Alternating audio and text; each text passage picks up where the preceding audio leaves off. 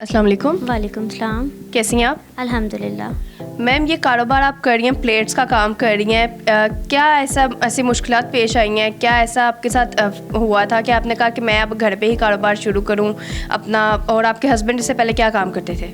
Sister, हम लोग पहले, मेरे हस्बैंड जो ना वो रिक्शा ड्राइवर थे। तो रिक्शा ड्राइवर को आपको पता है माशरे में क्या इज़्ज़त नहीं देते हैं। अल्लाह का शुक्र है, काम वो भी ठीक था, उससे खाया है, हम उसको निगलेक्ट नहीं कर सकते हैं। लेकिन ये था कि माशरे में इज़्ज़त नहीं थी। तो मैं बहुत डिस्टर्ब रहती थी, बच्चे बड़े हो रहे थे, हालात ऐसे थे कि बहुत मुश्किल हो गया था गुजारा। तो फिर मैंने यूट्यूब पे बिज़नेस आइडियाज़ सर्च करना शुरू किए। फिर मैंने वहाँ पे असद भाई हैं इमाम मस्जिद, उनकी वीडियो देखी है पेपर प्लेट्स के हवाले से। फिर मैंने उनको सर्च किया और उसके बाद मैंने स्टेप लिया। फिर ऐसे मामलात आ गए कि मैं जिससे मशवरा करती थी सब कहते थे ये बिज़नेस फ्लॉप है, तुम्हारे पास तो 1 रुपया नहीं है, तुम कैसे कर सकती हो। लेकिन मैंने हर तरफ हिम्मत नहीं हारी, मैंने कोशिश करती रही। फिर मैंने अपना घर गिरवी रखा इस काम के लिए और मैंने ये स्टेप ले लिया। घर गिरवी रखा, इतना बड़ा आपने कदम उठाया था, आपके हस्बैंड ने परमिशन दे दी थी? पहले तो नहीं मान रहे थे, लेकिन फिर वो मेरी ज़िद को उन्होंने कहा कि अगर तुम इतना सर्च कर रही हो, इस पर इतनी तुम्हारी रिसर्च कंप्लीट है तो करोगी तो लाजमी कामयाब होंगे। फिर हम लोगों ने रिस्क ले लिया कि रिस्क के बाद ही कामयाबी मिलती है, इसलिए मैंने रिस्क। कितना कमा लेती हैं आप मंथली? इसमें माशाल्लाह अब हम घर में बैठ के दोनों मियाँ बीवी काम कर रहे हैं। 80,000, 90,000, लाख भी आता है, अल्हम्दुलिल्लाह, शुक्र है। पर मंथ इतना आप कमा रही हैं? जी अल्हम्दुलिल्लाह। मशीनें कहाँ से आपने परचेज़ की थी? मैंने ये असद भाई से एक ली है, एक और भाई हैं मंसूरा में, वसीम भाई, उनसे परचेज़ की। इस तरह डिफरेंट जगह से ली हैं। तो इतना कमाने के बाद आपने जो अपना घर गिरवी लिया हुआ था वो छुड़वा लिया? नहीं, वो तो अभी रिसेंटली मैंने दिया है। पहले मैंने ना इस काम की मार्केटिंग देखी। अगर मैं मार्केट में खड़ी हो सकती थी तो फिर मैं मशीन बनाना प्लेट कोई इतनी रॉकेट साइंस नहीं थी, इसको मार्केट में बेचना रॉकेट साइंस है। वो मैंने स्टार्ट किया। मैंने असद भाई से माल उठाया और बना हुआ लेके मैं मार्केट में सेल करती थी। मेरा बेटा सेल करने जाता था, उससे मुझे रिस्पॉन्स दिया, अच्छा रिस्पॉन्स मिला।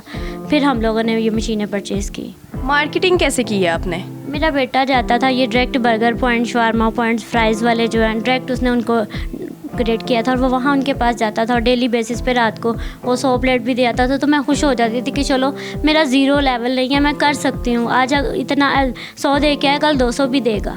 तो इस तरह से हमने स्टार्ट। ये आपका काम बस लाहौर में चल रहा है कि लाहौर से बाहर भी? जी अल्हम्दुलिल्लाह, लाहौर से बाहर भी जा रहा है, हमारे ऑर्डर्स जा रहे हैं, पेशावर में जा रहे हैं, पिंडी में जा रहे हैं। इस तरह पूरे पाकिस्तान में हम माल सप्लाई कर रहे हैं। आउट ऑफ सिटी में आप माल देते वक्त आपको होता नहीं है कि पेमेंट आएगी नहीं आएगी, लेट हो जाएगी? जब मैंने इतना बड़ा रिस्क ले लिया, काम स्टार्ट करने के लिए घर गिरवी रख लिया, तो ये 10-20 हज़ार रुपया जो है अगर कोई नहीं भी देगा तो हमारा क्या बिगाड़ेगा? आखिरत में उस अल्लाह का जवाब दे होगा। हम अल्लाह पे यकीन रख के उसको माल भिजवा देते हैं। तो लेबर कितनी है आपकी? लेबर कोई भी नहीं, मैं और मेरे बच्चे और हम अपने घर के 6 अफराद हैं, हम सारे मिलके ये काम कर रहे हैं। खुद ही लेबर हैं आप लोग? जी अल्हम्दुलिल्लाह। अच्छा, और इसके बाद ये जो आपका कचरा है, आप बता रही थी कि ये भी सेल हो जाता है, ये कितने का सेल होता है? मतलब आप कुछ भी छोड़ती नहीं है? नहीं, ये जो है ना, हमारा कचरा जो है ये 35 से 40 रुपए सेल हो जाता है। तो अगर हम 1 माह बाद इकट्ठा सेल करते हैं तो इस मशीन का जो बिजली का बिल है वो हम इससे निकाल लेते हैं। मतलब आप लोग कुछ छोड़ते नहीं है, सब कुछ बेच दो और आपने अच्छी खासी माशाल्लाह से अपनी कमाई रख रही है। जी अल्हम्दुलिल्लाह, अच्छी खासी भी। अब मैं जितनी मेहनत करेंगे उतना फल खाएंगे, तो इसलिए हम कोशिश नहीं हारते हैं। अगर मैं थक जाती हूँ तो वो मेरी हिम्मत बन जाते हैं, वो थक जाते हैं तो मैं उनकी हिम्मत हूँ, इसलिए हम इसको चला रहे हैं। अच्छा, आपके बच्चे कितने और कौन सी क्लास में पढ़ते हैं? मेरे माशाल्लाह 4 बच्चे हैं, 2 बेटे हैं, 2 बेटियाँ। बेटियाँ पढ़ती हैं, बेटे जॉब करते हैं। तो बेटे आपके जॉब भी करते हैं, फिर आपका आगे हाथ भी बिठाते हैं, बच्चे भी आपके पढ़ते हैं, तो कैसे टाइम मैनेज करते हैं आप? बच्चे शौक़ से और हिम्मत से कर रहे हैं। हम उनको कहते हैं कि आप लोग बाहर से आए हो, काम से थक गए हो, वो कहते हैं आप लोग थक गए हो, हम कर लेंगे, आप लोग रेस्ट कर लो। प्रॉपर साथ दे रहे हैं हमारे। तो किचन को कैसे चलाती हैं आप अपना? किचन भी इसी तरह मैनेज कर लेती हूँ। हस्बैंड जब कटिंग कर रहे होते हैं तब मैं किचन को टाइम दे आती हूँ। सारा घर भी खुद ही कर रही हूँ। अच्छा, मतलब आप घर भी देख रही हैं और ये मर्द बन के आप काम भी कर रही हैं। और उन खातून को क्या कहना चाहेंगे जो रिस्क लेते वक्त बहुत ज़्यादा वो डरती हैं? वो फिर अपने लिए कामयाबी का रास्ता नहीं चूज़ कर पाती, वो डरती हैं कि हम कुछ कर नहीं सकते। अगर हमने हिम्मत कर ली है कुछ करना है तो हमें रिस्क लेना पड़ेगा, रिस्क लेंगे तो कामयाब होंगे। अच्छा, खुदा ना खास्ता अगर आपको इसमें कोई लॉस हो जाता तो आप क्या करती? तो वो क्या करती थी, अपनी ज़िंदगी का एक फ़ैसला गलत फ़ैसला समझ के खामोश हो जाती, कोई इससे अगला स्टेप लेती। इसके बाद जो कोई नई मशीन कोई देखती तो मैं उस पर सर्च शुरू कर देती, हिम्मत नहीं हारती। मैंने मेहंदी टीचर भी हूँ, इंजेक्शन वाली मेहंदी, और मैंने ऑनलाइन काफ़ी काम किए हैं। उसके बाद फिर मुझे उसमें इतना मज़ा नहीं आता था।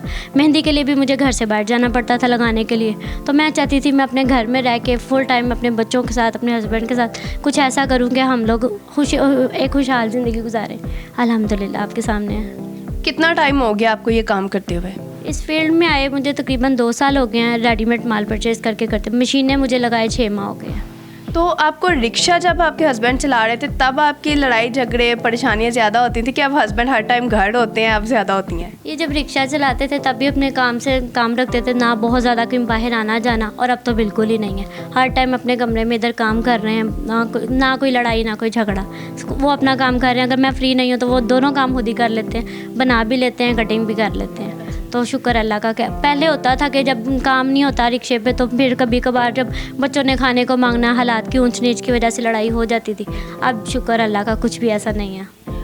उन देखने वाली ख़वातीन के बारे में आप क्या कहना चाहेंगी कि जो अपनी रिज़्क रोटी की वजह से अपने ज़मीर को सौदा कर देती हैं?